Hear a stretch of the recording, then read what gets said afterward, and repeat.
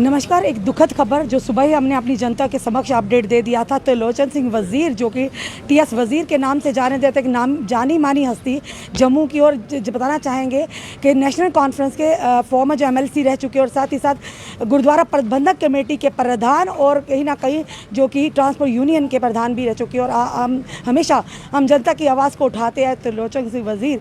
इस समय हम उनके घर पे शोक का माहौल है और कहीं ना कहीं ये कहेंगे एक बहुत बड़ा नुकसान हुआ है जम्मू वासियों को और नेशनल कॉन्फ्रेंस पार्टी को। एक ऐसा व्यक्तित्व रखने वाला इंसान जो हर एक की भलाई के लिए आगे आता है, आवाज़ उठाता है और लगातार ट्रांसपोर्टर्स को लेकर आवाज़ उठाई जा रही थी इन्हीं के माध्यम से। और इस समय हम उनके घर के दृश्य बता रहे हैं और ये बताया जा रहा सूत्रों के आधार पर कि 3 दिन पहले जिस फ्लैट में दिल्ली में उनकी डेड बॉडी बाथरूम में मिली है, कहा यह भी जा रहा है कि मर्डर है। ये तो अब मैटर ऑफ इन्वेस्टिगेशन है, पूरी पुष्टि होगी, पुलिस की जो जांच होगी उसके बाद पता चलेगा कि आखिर किन परिस्थितियों में टीएस वज़ीर साहब की जो मृत्यु हुई और शव उनका, जिस तरह से बताया जा रहा है कि 3 दिन पहले ही उनकी मृत्यु हो चुकी थी और वो डेड बॉडी उनको बाथरूम में मिली है। आखिर किन परिस्थितियों में टीएस वज़ीर साहब की मृत्यु हुई ये तो पूरी जाँच के बाद पता चलेगा। फिलहाल हम उनके घर पर शोक का मातम इस समय शोक का माहौल है और एक ऐसा व्यक्ति जो कि नाम था, जो जनता जानती थी और अपने काम से लोगों के दिलों में जगह बनाई थी उन्होंने। चलिए आशिक साहब जी से बात करते हैं। आशिक जी, क्या कहना चाहेंगे? इस तरह से एकदम से बहुत बड़ा नुकसान है जम्मू वासियों के लिए। टीएस वज़ीर साहब का बात करें तो क्या कहेंगे आप? बहरहाल ये हमारी बदकिस्मती है कि एक नौजवान होनहार, ईमानदार, जानदार, एक डायनेमिक लीडर जो था यहाँ का, ये टीएस वज़ीर साहब एक गरीब परवर और गरीबों के मसीहा भी थे। ये हर एक गरीब के काम आते थे। जब भी किसी को कोई तकलीफ़, दुख, दर्द हो तो टीएस वज़ीर साहब उस मसले मसाइल को हल करने में अपनी हर मुमकिन कोशिश करते थे और उनको मुतमईन करते थे वो। बहरहाल ये एक बदकिस्मती की बात है कि उनका जो ये अनफॉर्चुनेट जो ये इस वक्त अचानक में जो एक उनकी जो हत्या हुई है, और हम में से एक बहुत अच्छा सियासतदान, गरीब परवर आज हमारे में मौजूद नहीं है, जिसकी हमें कमी रहेगी।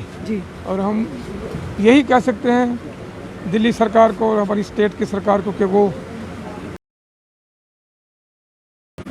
जल्द अज जल्द इसकी तहकीक कराएं, ये कैसे हुआ और क्यों हुआ। बिल्कुल। तो और मंजर आम पर आवाम को इसके बारे में रोशनास कराएं कि इनकी हत्या क्यों हुई और कैसे हुई, उनको बेनकाब किया जाए और कैफे करदार तक उनको पहुंचाया जाए। ये मेरी डिमांड रहेगी। साफ तौर पर कोई दोराहे नहीं है कि जम्मू वासियों ने एक ऐसा नेता खोया है जिनकी एक बड़ी अच्छी छवि रही है और हमेशा ट्रांसपोर्ट यूनियन के माध्यम से हमेशा उन्होंने उनकी परेशानियों को उजागर किया, प्रशासन तक लाया है। सर, क्या कहेंगे, कितना बड़ा नुकसान हुआ? परिवार को तो हुआ, पर आम जनता की आवाज़ को, गरीबों की आवाज़ को उठाने वाले टीएस वज़ीर, एक धक्का लगा जब सुबह ये खबर आई कि वो नहीं रहे हैं। क्या कहेंगे आप? देखिए, उनका जाना जो है वो पूरी सोसाइटी में एक खला पैदा हो गया, चाहे सियासी तौर पे आप कहें या रिलीजियस मसलों में भी। देखिए आप, गुरुद्वारा प्रबंधक कमेटी के वो काफ़ी देर से चेयरमैन चले आ रहे थे। ट्रांसपोर्टर जो बिजनेस कम्युनिटी है उनके वो नेता थे और चेयरमैन थे ट्रांसपोर्टरों के। और हमेशा जब भी किसी गरीब गुरबे को किसी चीज़ की भी ज़रूरत पड़ती तो वहाँ वो भी पेश होते थे। पार्टी को तो नुकसान हुआ ही है और ये खला जो उनके जाने से पैदा हुआ है वो बड़ी मुश्किल से पूर्ण होगा। और मैं समझता हूँ कि उनकी कम्युनिटी को जो नुकसान पहुँचा है, जिस ढंग से वो अपनी कम्युनिटी की बात बेबाक होकर करते थे और ट्रांसपोर्टर्स की बातें करते थे, बिजनेस कम्युनिटी की बात करते थे, तो मैं समझता हूँ कि उनके जाने से पूरे सूबा जम्मू कश्मीर। बिल्कुल, बात ये भी कही जा रही है कि कहीं ना कहीं उनकी हत्या की गई है, कि जिस तरह से कहा जा रहा है सूत्रों के आधार पर कि 3 दिन पहले से उनकी मृत्यु हो चुकी थी और बाथरूम में उनका शव मिला। क्या इन सारी चीज़ों के पीछे का क्या कहेंगे, क्या दर्शाती हैं सारी चीज़ें? तो इस वाक़े को तो हम सख्ती से कंडेम करते हैं और मैं समझता हूँ कि इसकी ज़बरदस्त इन्वेस्टिगेशन होनी चाहिए ताकि जो मुजरिम हैं वो सामने आए, उनको नंगा किया जाए। और सरकार से भी हम उम्मीद रखते हैं कि सरकार जो है एक अच्छे से अच्छी एजेंसी से इसकी इन्वेस्टिगेशन कराए, थारो इन्वेस्टिगेशन होनी चाहिए और जो कल्प्रिट्स हैं वो उनको सज़ा मिलनी चाहिए। यही हमारा साफ तौर पर कहीं ना कहीं शोक का माहौल है। आम जनता भी समय शोक में, आप देख रहे हैं इस समय में उनके घर के दृश्य बता रहे हैं कि जिन परिस्थितियों में उनका शव मिला कहीं ना कहीं शक के घेरे में आता है। और अब ये मैटर ऑफ इन्वेस्टिगेशन, अब ये देखना है कि तथ्य क्या सामने निकल कर आते हैं कि किन परिस्थितियों में टीएस वज़ीर साहब की मृत्यु हुई। ये बड़ा ही गमगीन जो विषय हम आप अपनी जनता के समक्ष ला रहे हैं। सुबह भी आपको अपडेट दिया था, पर सबसे बड़ी बात है कि कहा यह जा रहा है कि 3 दिन पहले ही उनकी मृत्यु हो चुकी थी और शव जो बाथरूम में मिला। अब क्या है पीछे के कारण ये हम खुद नहीं बता सकते, ये तो जब पूरी जांच होगी।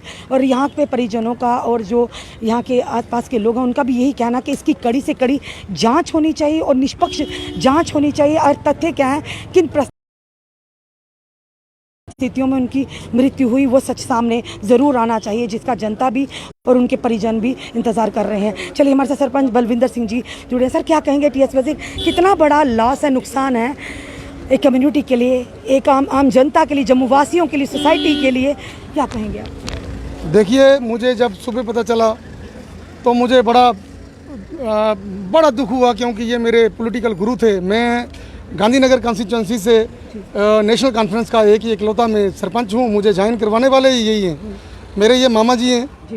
तो जब हमें पता चला कि इनको मार दिया गया, इनका मर्डर हो गया, तो अभी मुझे घर में आके सूत्रों के हवाले से ये पता चला है कि ये 2 तारीख को यहाँ से गए हैं, 3 तारीख को इनकी फ़्लाइट थी कनाडा की, तो 2 तारीख से ही ये इनका लापता हो गया इनका। तो यहाँ से जब फ़ोन हुआ पता चला कि वो किसी मीडिया कर्मी के घर में रुके थे, उनका नाम हरप्रीत सिंह है। तो मैं गवर्नमेंट से ये अपील करता हूँ कि अगर कोई भी किसी के घर में रुका है, वहाँ पे उसके घर में अगर मर्डर हुआ है, तो कम से कम सबसे पहले तो उसको पकड़ना चाहिए, फिर आगे का जो तार है फिर वहीं से जुड़ेगा। तो अभी तक मैंने परिवार वालों को अभी दिल्ली में मैंने फ़ोन किया। मेरा नाम बलविंदर सिंह है, मैं सरपंच हूँ सतवारी पंचायत से, और एक हमारे सोशल एक्टिविस्ट हैं, आरटीआई एक्टिविस्ट हैं बलविंदर सिंह, आपने सुना होगा उनका नाम। तो उनसे बात हुई है फ़ोन पे, वो बोलते हैं अभी तक कोई अरेस्ट नहीं हुआ, इन्वेस्टिगेशन चल रही है। अभी तो हम अपनी बॉडी को लेके ही परेशान हैं। अभी उनका FSL में भी होगा, तो पोस्टमार्टम भी होगा। तो हमें अपना अभी अगला कार्यक्रम जो है संस्कार के लिए भी हमें अभी पता नहीं, वो ही सारी कड़ियाँ हम जोड़ रहे हैं कि कब तक डेड बॉडी यहाँ पे आती है। तो बाकी पुलिस की जो इन्वेस्टिगेशन चल रही है, तो मैं पुलिस से ये अपील करता हूँ, जम्मू कश्मीर की पुलिस, क्योंकि जम्मू की अगर कोई यहाँ पे कोई साजिश यहाँ से हुई है, तो सबसे पहले जो मीडिया कर्मी है जिसका नाम हरप्रीत सिंह, जिसके घर में ये रुके थे, और जिसका प्रिंट मीडिया जो साडा हक चल रहा है, उसको सबसे पहले अरेस्ट करना चाहिए, चाहे उसका कसूर हो या ना हो। फिर सारे तार जुड़ेंगे, तो फिर पता चलेगा कि जम्मू में साजिश हुई है या वहाँ से हुई है। तो गवर्नमेंट को चाहिए सबसे पहले जो जिसके घर में ठहरे हैं उसको कम से कम पकड़ना चाहिए। तो गवर्नमेंट से मेरी यही अपील है कि सबसे पहले उसको पकड़ें, तो सारे जो तार जो जम्मू से जुड़े हुए हैं सारे पकड़े जाएंगे। जी, पूरे तथ्यों को सामने लाना चाहिए। जम्मू कश्मीर पुलिस और कहीं ना दिल्ली पुलिस से भी निवेदन करते हैं कि जिस तरह से इनका कहना कि जो शक के घेरे में है, और जिस मीडिया कर्मी की बात करें साडा हकरा जो चला रहे हैं, और उन्हीं के घर पर जाकर रुके, अगर कोई ऐसी घटना हुई थी तो उनका फ़र्ज़ बनता था उनके परिवार को इंटीमेट करना। अगर इंटीमेट नहीं किया गया और किन परिस्थितियों में टीएस वज़ीर साहब की मृत्यु हुई, ये कहीं ना कहीं चिंता का विषय और कहीं ना कहीं मैटर ऑफ इन्वेस्टिगेशन भी है, और जिसको लेकर कहीं ना कहीं जम्मू की जनता को तो बेड़ा लाश हुआ। कि बिजनेस कम्युनिटी की भी बात करें, हमेशा गरीबों की आवाज़ को उठाने वाले टीएस वज़ीर हम लोगों के बीच में नहीं रखे। और कहीं ना कहीं आप देख रहे हैं इनके घर का दृश्य, हर कोई इस समय शोक में डूबा हुआ है, क्योंकि ये वो हस्ती हैं, ये वो शख्सियत हैं जिन्होंने हमेशा आम जनता के साथ शाना बशाना चलना सीखा, आम जनता की, गरीब जनता की आवाज़ को उठाया,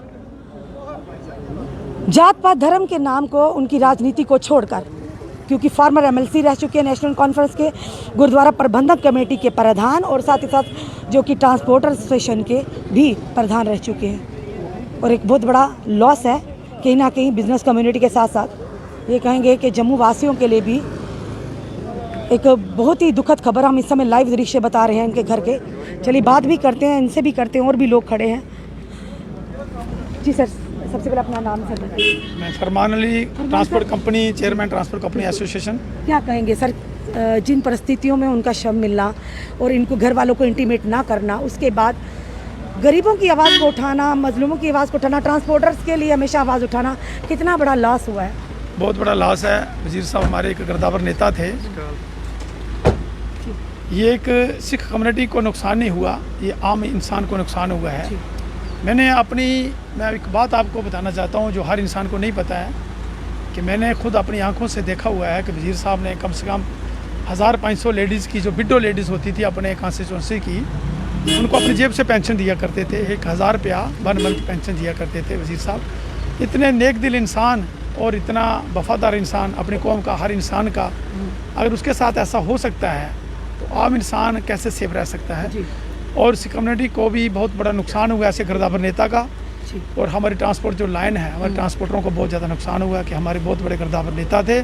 हम जब भी किसी वक्त भी इनके पास आया करते थे ट्रांसपोर्ट की कोई समस्या लेकर, वज़ीर साहब फ़ौरन हमारे साथ जाया करते थे। हमारी जिन परिस्थितियों में उनका शव मिलना, क्या कहें, कितनी बड़ी जांच का विषय, कितनी गहराई से जांच करनी चाहिए। मैडम जी, मैं आपके चैनल के हवाले से ये बात कहना चाहता हूँ कि अगर जम्मू की बात होती तो हम इनके साथ ईंट खड़का देते, लेकिन ये दिल्ली की बात है।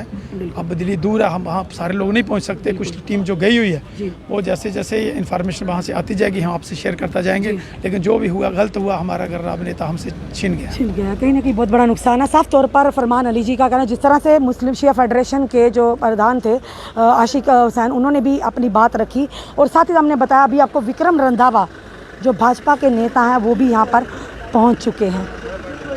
यानी एक ऐसा नेता, एक ऐसी शख्सियत जिसके लिए आज हर एक आंख नम है, हर एक के मन में दुख है और जो आंखों के रास्ते आंसू बनकर निकल रहा है। तो वो जो कर रहे हैं, कोशिश करते हैं हम भी उनसे बात करने की, अगर बात उनसे हो पाती है तो हम उनसे भी बात करने की कोशिश करते हैं। फ़िलहाल आप जो यहाँ के दृश्य समय बता रहे हैं, ये टीएस वज़ीर साहब के घर के बाहर के दृश्य हैं और आज हर एक आंख नम है। ये कोई दो राहे नहीं कि टीएस वज़ीर साहब ने वो अपनी छाप छोड़ी है जो आज आम जनता के, उनके परिजनों के, उनके पास के लोगों के मुंह से आप सुन रहे हैं।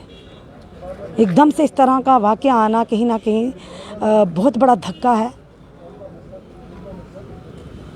और ये हमारे समय लाइव दृश्य, सोशल एक्टिविस्ट भी पहुंच चुके हैं।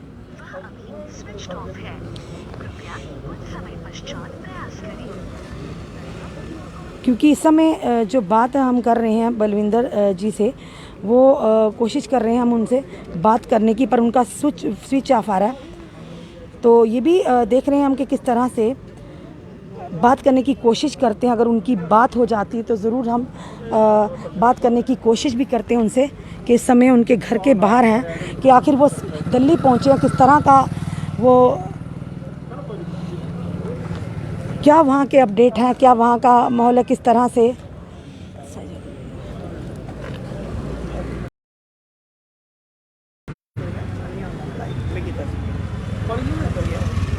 शायद वो बिज़ी होंगे इस समय कहीं पे, जो कि यहाँ से जम्मू से दिल्ली गए हैं इसी सारे मैटर को लेकर, तो तभी फ़ोन नहीं उठा पड़े। फिलहाल हम इस समय लाइव दृश्य आपको बता रहे हैं दैनिक शिफ्ट की हमारी दुखद खबर सामने आई है कि एक कद्दावर नेता एनसी का, जो कि टीएस वज़ीर साहब और गुरुद्वारा प्रबंधक कमेटी के प्रधान और साथ ही साथ जो कि ट्रांसपोर्टर यूनियन के प्रधान भी टीएस वज़ीर साहब अब इस दुनिया से अलविदा कहकर जा चुके हैं। पर सवाल ये है और कहीं ना कहीं शक का घेरे में ये आता है कि जिस घर में हरप्रीत सिंह जिसकी बात कर रहे हैं मीडिया से वाबस्ता है, उनके घर में दिल्ली में वो ठहरे थे और 2 दिन पहले, जिसने बताया 3 दिन पहले ही उनकी मृत्यु हो चुकी, जो शव उनका बाथरूम से मिला है। अगर वाकई ऐसी कोई वारदात हुई थी तो जिनके घर में वो रहे थे, कम से कम उनका एक दायित्व बनता था उनके परिवार तक वो बात लाना या परिवार तक इस चीज़ की इंटीमेशन देना। पर ऐसा कुछ नहीं, जो शक की सुइयों घेरों को शक में डालती है। ये अब matter of investigation Delhi police पर है, किस तरह से इन्वेस्टिगेशन होती है और क्या तथ्य निकल कर सामने आते, वो भी अपनी जनता के समक्ष ज़रूर रखेंगे। फ़िलहाल हम ये कहेंगे कि इनके परिवार को इस गम से उबरने की भगवान शक्ति दे और टीएस वज़ीर साहब की और तिल्लू जो कि उनकी आत्मा को शांति मिले। जुड़े रहिए ऐसे हमारे साथ अगले अपडेट के लिए। जय हिंद, जय भारत।